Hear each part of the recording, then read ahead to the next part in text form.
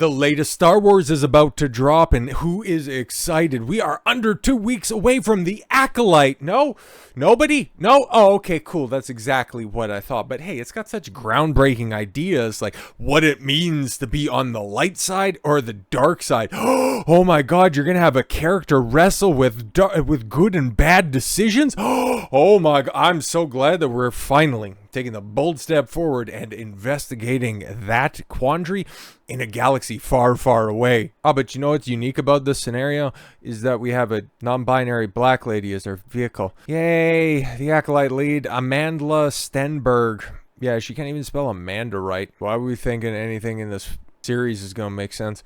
Reiterates Star Wars series intention to subvert the Force.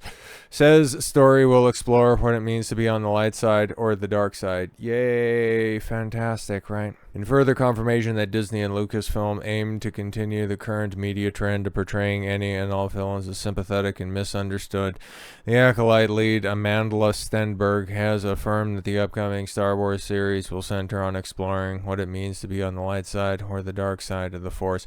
How original! How literally original. Tell me you're going to do it better than Anakin. Tell me you're going to do it better than any of the stories that Kathleen Kennedy just magically mind-wiped out of existence in the form of the extended universe, or I'm sorry, Legends canon. Even though this story is just, once again, another bastardized retelling of something else. That's alright, this one's unique because it has former Harvey Weinstein's personal assistant, Leslye Headland, writing and showrunning it, and it's got a non-binary black lady, you know, as the front and center. It's also got Trinity from The Matrix. Remember Trinity? This thing's gonna be such ass, bro. I can't wait for the breakdowns. I can't wait for the reviews of this steaming pile of shit to drop, because that's going to be the only thing interesting. And the reviewers of this are going to be the only people watching. Stenberg provided a tease of the Acolyte's narrative during a recent interview to Empire magazine in promotion of the series' upcoming premiere. Ooh, the 2-part premiere that drops June 4th. I think that's the date. Asked by the outlet's Ben Travis if she could recall how showrunners and former Harvey Weinstein assistant Leslye Headland had pitched the series to her, the actress began, "The show was actually pitched to me in visual form." Well, that's normally how shows work, you absolute mong. I had a meeting with Leslye and a Lucasfilm creative executive, Rain Roberts. We sat down for some brunch. God, I couldn't imagine a gayer scenario. And they opened up this iPad with, how do you open up an iPad? Like, it's just a flat tablet. You don't open it. Whatever. With concept art that had been conceptualized with me in it. Oh my god, I could finally see myself in Star Wars. It was such an important moment for me. Even at this point, details were being held for me. Like the fact that there's going to be lightsaber whips. Like, bruh. I don't know if you've seen some of these trailers, but yeah, they have a lightsaber whip where normally you'd have the hilt of a lightsaber and have the cool you'd have the blade, whatever color it is. You know, if it's Anakin, it would be blue, but if it's Vader, it's red. It's red. Because he Vadered. If it's Luke, after he has to make his own lightsaber, it's going to be green. If it's Samuel L. Jackson, it's going to be motherfucker purple. But if you're in the Acolyte, instead of just shooting up a straight shaft, well, that's just far too phallic and far too misogynistic. We can't have that anymore. You're just going to have a flumpy little light whip where it's just going to kind of out the top. Like, bruh, just dumb as hell. Do you even know the mechanics? Do you know the physics behind a whip? You need mass in a whip in order to make it go anywhere. And if, yeah, okay, cool. You have like a 10, 15 foot whip or something like that, which is so bloody stupid. It's going to be the most destructive shit in the world, because then you're going to have the entire length of the whip have the capacity of a lightsaber, meaning that whatever it touches is going to immediately get destroyed. How are you going to control that? And then again, okay, like lightsabers, the blade is generally weightless. How are you going to be able to crack the whip? How are you going to be able to control the whip? There's no mass at the end of it. It's so dumb, but of course, this is a repurposed idea from the extended universe that was just bastardized in its implementation by, oh yes, the great reviver of Star Wars, the great Dave Filoni, who hides a 60 IQ underneath that goddamn cowboy hat. Even that point, details details were being held from me. So I was extrapolating what it could be based off of the images. Oh my god, but I understood that it was an exploration of the light and dark parts of ourselves and the rules of the galaxy around how the Force can be used, which is insane to experience that. Yeah, so Amandla getting shown pictures, concept pictures of what ultimately would end up being the show, but it's very interesting, right? What it could be on the light and the dark side. But then you take a look at what the major plot point and the plot twist of this is. It's twins. It's twins, guys. That's the big plot twist. And you know why that ended up getting spoiled? You know why it ended up getting revealed? It's because Disney's so fucking incompetent.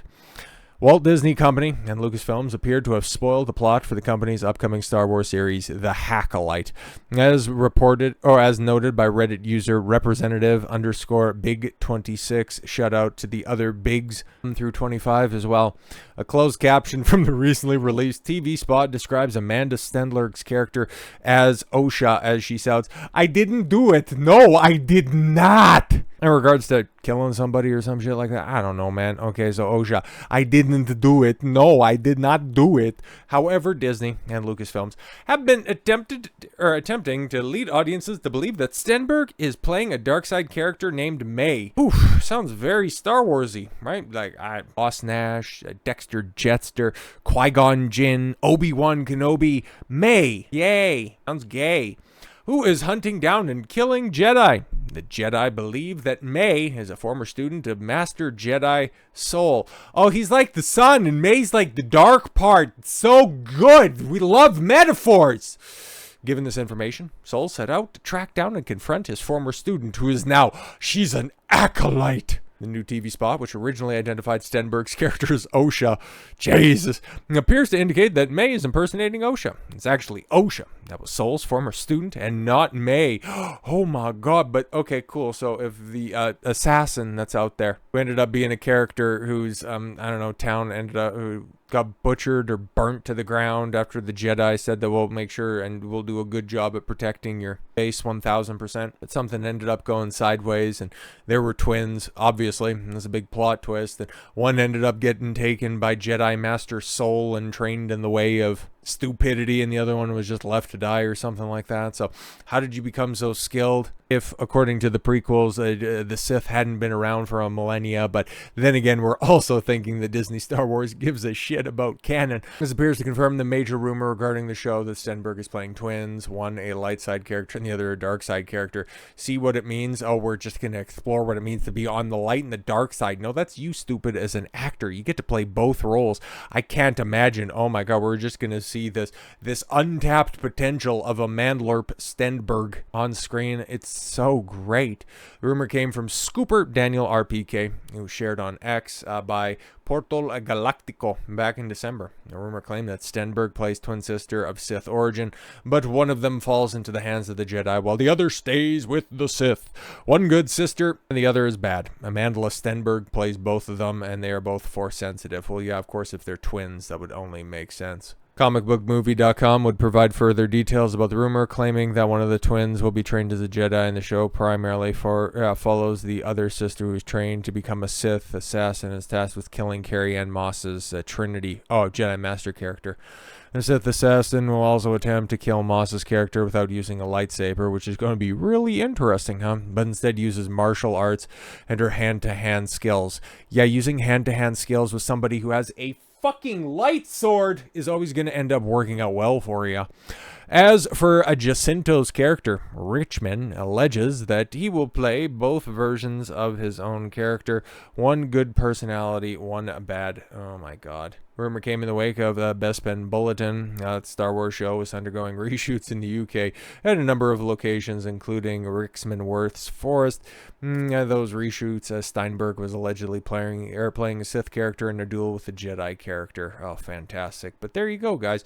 That's modern day Star Wars for you. That's who Star Wars is trying to cater to. That is Star Wars for the modern day. Non-binary black girl and a former human trafficking lesbian. I mean, for Star Wars audiences, not exactly appealing to the masses, but when it comes to the Hollywood types, I think you pretty much have it pinpointed. So with all that said, thank you all very much for the gift of your time. I've been Don Consuelo. I want you to follow your gut and get after it.